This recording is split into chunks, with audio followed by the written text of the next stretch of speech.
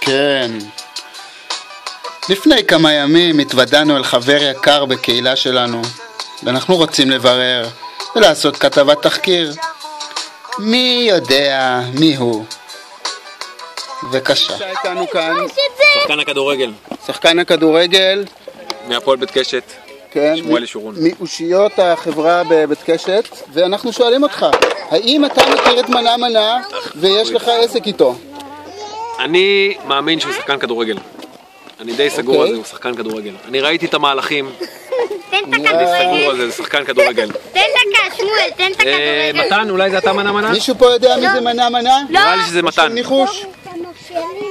אולי זה אורי. אורי, האם אתה יודע מי זה מנה מנה? האם אתה מנה מנה?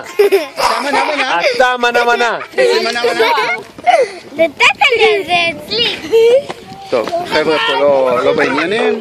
אוקיי, ניתן להם כמה ימים. אני זוכר שהיה פעם איזה שיר כזה, מנה מנה, מנה פלאפל, מנה מנה, מנה מנה, מנה מנה, מנה מנה מנה. וזהו, אני לא יודע. מי זה מנה מנה יהיה? הדמות, מי זה? מי זה? אני לא יודע, קדימה. אני לא יודע. אני לא יודע. טוב. תודה רבה.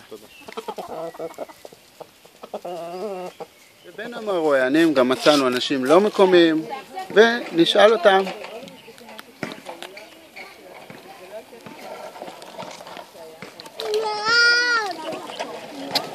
כן, גברת, אנחנו מדברים פה על מנה מנה ומנסים להבין האם את מכירה את הדמות, ואנחנו מנסים לנחש מי הוא, כמובן.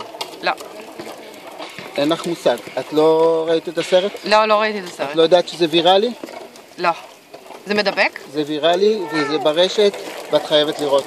מנה אוקיי. מנה יהיה. The Purim Show. אהה. Yeah! אוקיי.